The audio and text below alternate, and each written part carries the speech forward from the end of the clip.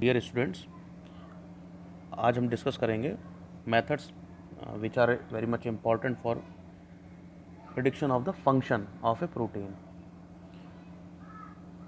In general molecular biology, when you identify or you isolate a protein, and that is none of your use until or unless you will not aware of the function of that particular protein. So how you will identify the function of the protein, that is very much essential. किसी भी unknown protein के function को identify करना it's very much important. क्यों है important? अगर आपको उसका फंक्शन ही नहीं पता होगा then there is a no use of that particular protein. Okay, but it is a very tedious process in molecular biology. Identification of protein function is very tedious process because the general phenomena of identification of a protein is very typical. The thing is like how you will identify what the function of your hand is doing. So if you want to know the function of your hand, you must tight the hand, अपने हाथ को बांध दें, and then you will find out what are the functions you could not performed because of the tidying of your hand. So when you do not perform such kind of function, you will understand the what is the actual function your hand was performing. Okay, like that. So if you want to know the function of any organ or any part or any protein, you must switch off the function and then see the what are the changes has occurred in the mechanism to identify the function of a protein. But this is, as simply I said, it is not that simple process. It is a very time consuming and very tedious process, and the result which you will get, sorry, the result which you will get, that is not always right.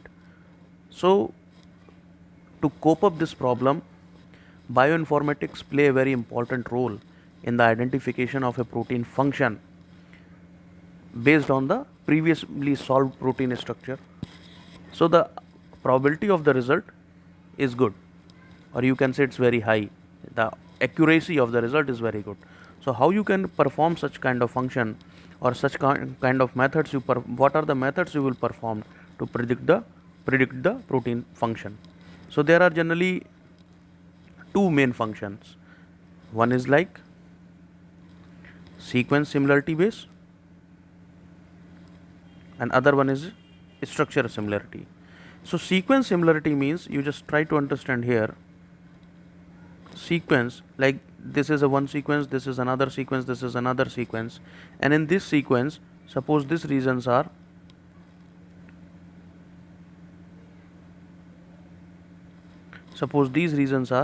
conserved. Okay, so you can say ki, and this is your unknown protein and this is known protein, so you can say ki yes, this function might have such kind of function. So this is a acceptable part. For that you can use either BLAST or FASTA. Most probably people use BLAST because BLAST is a most updated tool. It is a tool from NCBI. Okay, FASTA generally people not, it is depend on your choice, but BLAST is a highly accessible and highly used protein for tool for this particular function. Okay, but there is a thing is a structure based similarity. As I told you about the sequence, suppose this is the tertiary structure of that particular protein. Structure is mostly highly conserved in comparison to your protein sequence. So when you will compare the different kind of structures,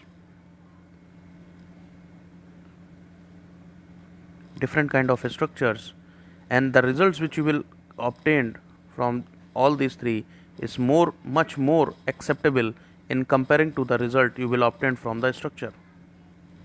Okay, so this is the two phenomena, like there is a sequence based and this is a structure based. So these three structures, suppose just suppose like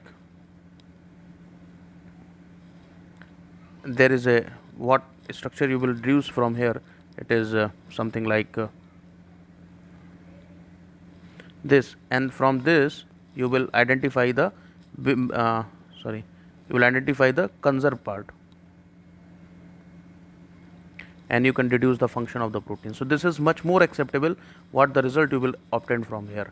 So there are certain other techniques also for this, for the prediction of a protein structure. So sequence similarity using BLAST and FASTA, structure based similarity, protein iteration approach, network of physical iterations. So these are the common methods available for the. So today we will discuss about, in this lecture we will discuss about sequence based and structure based. So sequence based, what is happened? Proteins of similar sequence are usually homologous. What does the meaning of saying is, suppose this is a family and there are 30 species are available, and you isolate the or sequence the structure of all 30 species, okay, like that 30 species you have done. So you can see here, this is the part which is highly conserved, means it is present in all the sequence, okay. There are somewhat more information you can retrieve, but in this case here this part is highly conserved. So suppose this is the unknown one and these are the known one, okay. So you can clearly say that the function of this part most probably, but not always, but most probably it will be the same what this sequence are these sequences are possessing, okay. So this is a sequence based similarity and thus have a similar function. Hence proteins in a newly sequenced genome are routinely annotated means identified using the sequence of similar protein in related genome. However, closely related proteins do not always share the same function, okay. That's what I was saying in the last part of closely related proteins do not always share the same function. It means always these things you will, if you will suppose that always it will happen, no, that is never be true, because that is the beauty of biology. Like if you are saying this is and you are saying it will become as a cat, and if this is, you will not, can say this is also a cat, it is always not true, it might be a rat. So this is because what does it contains, क्योंकि suppose there is, as I told you before, suppose here it is a alanine, here is R is a arginine, G is a glycine. So the function of alanine is most probably is also dependent on this arginine and glycine, okay. So and suppose here is a and this is because it's serine and histidine. So the function of this A might get vary, what is the presence of.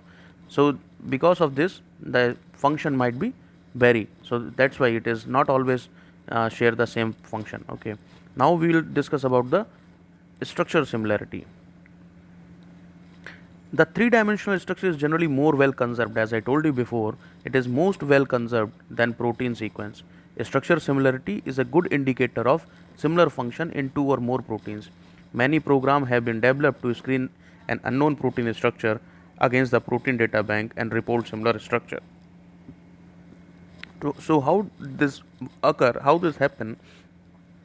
Suppose you have identified a new protein and you do not have the structure for this, then how you will go for it? There are certain techniques we have discussed. There is a homology modeling, there is a threading, and there is a ab initio. These three methods are there. By using, you can build the structure of this protein.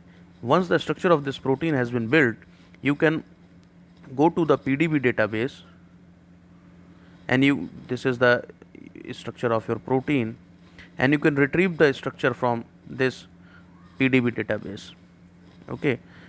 If it is available, then only you can retrieve. So this is the one, you can say it is a limitation. If sequence structures are not available, you cannot do that, okay.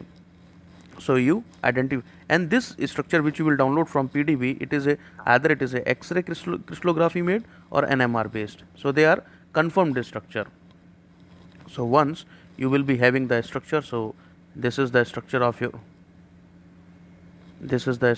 your protein which you have identified, and you are going to compare with the structures which you have downloaded from the PDB database.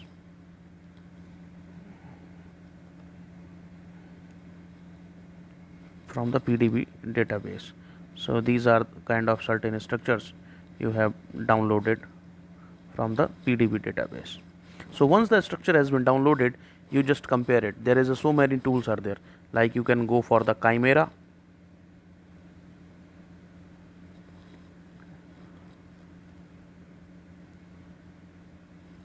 Swiss PDB viewer, and there is a so many structures are available, tools are available, sorry, tools are available for the structure alignment. When you will go for the structure alignment, and if I'll talk about the method, then DALI is the best method. Dynamic alignment based method algorithm it is. DALI, SSAP, combinatorial minimization. So these are the most generally common methods which are used for the similarity. So once suppose in the structure there is a region like this, so you can say ki this protein and are having similarity with, this protein are having the similarity with all the 4-1. So you can reduce that. If this is functioning as a catalase, so this will also function as a catalase. So this is the method of the prediction of a function of a protein. The further methods we will discuss in the next video. Thank you.